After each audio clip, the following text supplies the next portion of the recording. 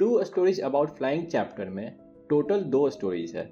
एक है his first flight and दूसरा है ब्लैक एरोप्लेन। तो इस वीडियो में हम पहले स्टोरी हिज फर्स्ट फ्लाइट को पढ़ेंगे। मैं शॉर्ट में इस कहानी की समरी और इम्पोर्टेंट पॉइंट्स को कवर कर रहा हूँ। तो सबसे पहले ऑथर के नाम को याद कर लो।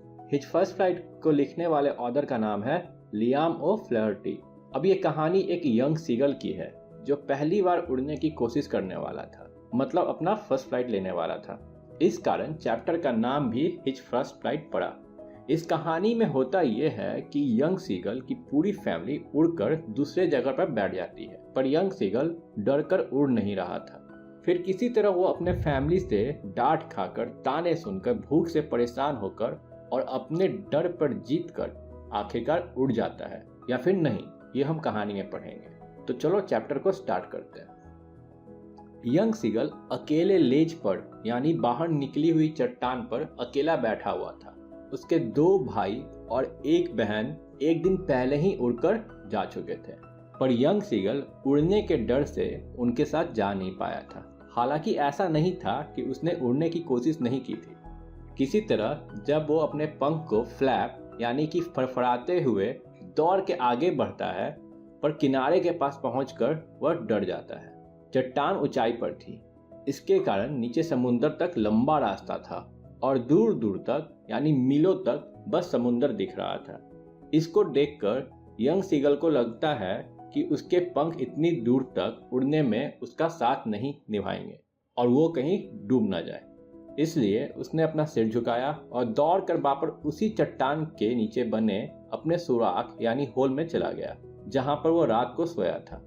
जबकि उसके दोनों भाई और छोटी बहन, जिनके पंख उसके पंखों से भी छोटे थे, वो लोग भागकर किनारे तक गए। उन्होंने पंख फड़फड़ाए तथा उड़ गए, लेकिन यंग सीगल चट्टान से नीचे कूदने का साहस नहीं जुटा सका था, जिसके कारण वो बहुत ही डिस्परेट यानी निराश था। उसके माता पिता श्रिल्ड वॉइस यानी कि तेज आवाज में चहचहाते हुए उसे डांटते हुए चट्टान की तरफ आए थे। उन्होंने उसको वहीं पर भूखे छोड़ देने की धमकी भी दी थी कि जब तक वह वहां से उड़ेगा नहीं तो उसे खाना नहीं मिलेगा। परंतु बेचारा यंग सीगल अपने जीवन को बचाने के लिए वहां से हिला तक नहीं था। और ये सब जो घटना हो रही थी वो 24 घंटे पहले हुई थी। तब से लेकर अभी तक उसके पास कोई नहीं आया था। एक दिन पहले वह दिन भर अपने माता पिता को और अपने भाई बहन को साथ उड़ते हुए देख रहा था। उसके माता पिता उन्हें आर्ट ऑफ फ्लाइंग यानी उड़ने की कला में परफेक्ट कर रहे थे। उन्हें स्कीमिंग यानी लहरों को छूते हुए उड़ना और मछली पकड़ने के लिए डुबकी लगाना सिखा रहे थे। यंग सीगल ने अपने बड़े भाई को उसके पहली शिकार हेरिंग नामक मछली को पकड़कर खाते देखा था। उस समय भी वह चट्टान पर खड़ा था और उसके माता पिता गर्व से कूदते हुए चारों ओर चक्कर लगा रहे थे। सारी सुबह उसका पूरा परिवार सामने वाली चट्टान के नीचे बीचों बीच बनी एक बड़ी सी प्लेटू पर टहल रहे थे और उसकी कायरता की हंसी उड़ा रहे थे। अब सूरज आकाश में असेंड यानी ऊपर की तरफ चढ़ रहा था। उसकी चट्टान जिसका मुंह साउथ की ओर था, उस पर तेज धूप आने लगी थी। उसे अब गर्मी महसूस होने लगा था, क्योंकि उसने पिछली रात से ही कुछ नहीं खाया था और वह भूखे पेट था। वह धीरे धीरे चलकर चट्टान के किनारे पर गया और एक टांग को पंख के नीचे छुपाकर दूसरी टांग पर खड़ा हो गया। उसने पहले अपनी एक आंख बंद कर ली और फिर दूसरी आंख को भी बंद कर लिया और वह सोने का नाटक करने लगा। ऐसा करके वो अपनी फैमिली का ध्यान अपनी ओर आकर्षित करना चाहता था। फिर भी उसकी ओर किसी ने ध्यान नहीं दिया। वह अपने भाई तथा बहन को अपनी गर्दन में सिर छुपाकर प्लेटू पर सोते हुए देख रहा था। उसके माता पिता अपनी सफेद पीठ पर प्रीनिंग मतलब अपनी चोंच से पंखों को साफ कर रहे थे। केवल उसकी माँ उसकी ओर देख रही थी। वह प्लेटू पर ऊंची जमीन पर अपने सफेद छाती आगे की ओर निकालकर खड़ी थी। कभी कभी वो अपने पैरों में पड़ी मछली को काट रही थी तथा फिर अपनी चोंच को दोनों ओर से चट्टान पर रगड़कर साफ कर रही थी। यह सब यंग सीगल देख रहा था। भूखा तो था ही, सामने अपनी माँ को भोजन के साथ देखकर वो भूख से और पागल हो रहा था। वो याद करने लगा कि कैसे उसको इस तरह से मछली को काटना पसंद था और फिर अपनी चोंच को रगड़कर तेज करना भी। यह सबको देखकर वो जोर से गा गा गा चिल्लाया, जैसे सीगल सब आवाज निकालते हैं उस तरह से। वो अपनी माँ से कुछ खाना लाकर देने के लिए भीख मांगने लगा। जवाब में माँ ने भी डेरिजिवली यानी उसका मजाक उड़ाते हुए जोर से चिल्लाई, पर वह दुख से अपनी माँ को पुकारता रहा। फिर 1 या 2 मिनट के बाद वह खुशी से चिल्लाने लगा क्योंकि उसकी माँ ने मछली का एक टुकड़ा उठा रखा था और वह उसकी ओर उड़ रही थी। यंग सीगल मछली को अपनी माँ से लेने के लिए उत्सुकता से आगे की ओर झुका और अपने पैरों को चट्टान पर पटकने लगा। वह किसी भी तरह से अपनी माँ के नजदीक पहुंचने का ट्राई कर रहा था, पर जैसे ही उसकी माँ बिल्कुल उसके सामने पहुंची, वह हवा में ही रुक गई। उसने अपने पंखों को फड़फड़ाना बंद कर दिया।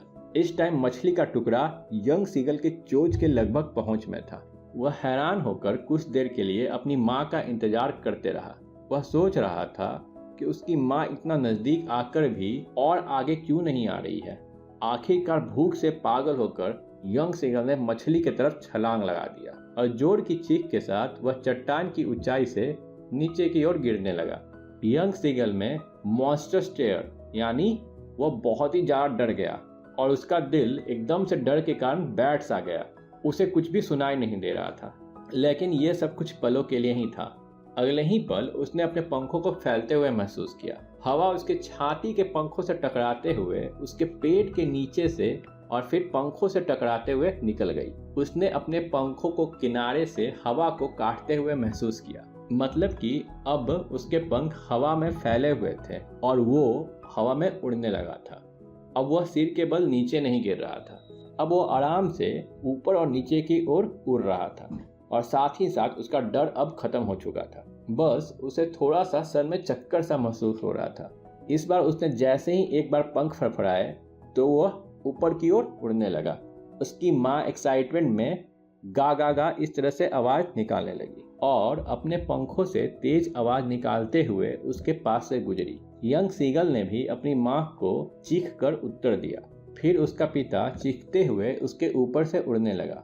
उसने अपने 2 भाइयों और बहन को अपने चारों ओर घोड़े की तरह उछलते हुए देखा। वो लोग अपने पंखों को तिरछा कर ऊपर नीचे उड़ रहे थे और हवा में डुबकी भी लगा रहे थे। अब यंग सीगल पूरी तरह से भूल गया था कि वह कभी उड़ भी नहीं सकता था। वह तेज चीखते हुए आगे की ओर उछलकर ऊपर उड़ने लगा और हवा में डुबकी लगाने लगा। वह समुद्र के पास पहुंचकर ठीक उसके ऊपर से उड़ रहा था। उसने विशाल हरे समुद्र को अपने नीचे देखा तथा छोटे छोटे टीले समुद्र पर तैर रहे थे। उसने अपनी चोंच को दोनों ओर घुमाया। वह खुश होकर पक्षियों की तरह काय काय की आवाज निकालने लगा। उसके माता पिता, उसके भाई और बहन हरे समुद्र में पानी के ऊपर सीगल से पहले आकर बैठ गए। फिर वो लोग यंग सीगल को भी चीखते हुए बुलाने लगे। यंग सीगल ने भी समुद्र के पानी के ऊपर खड़ा होने के लिए अपने पैरों को नीचे कर लिया, पर उसके पैर पानी में डूबने लगे। वह डर से चीखते हुए तथा पंखों को फड़फड़ाते हुए हरे समुद्र से निकलने का ट्राई करने लगा, पर वह थका हुआ था तथा भूख से कमजोर हो चुका था और बार बार इस तरह से उठने का प्रयास करने से वह बहुत ही ज्यादा थक गया था। इस कारण वह ऊपर नहीं उठ सका। उसके पैर हरे समुद्र में डूब गए, पर जैसे ही उसके पेट ने पानी को टच किया, उसका नीचे डूबना बंद हो गया। अब वह समुद्र में तैरने लगा था। उसका परिवार उसके चारों ओर खुशी से चीख रहा था, उसकी प्रशंसा कर रहा था। वो लोग अपनी चोंच से डॉग फिश के टुकड़े उसको दे रहे थे। आखिरकार यंग सीगल ने अपनी पहली उड़ान यानी कि फर्स्ट फ्लाइट ले ली थी।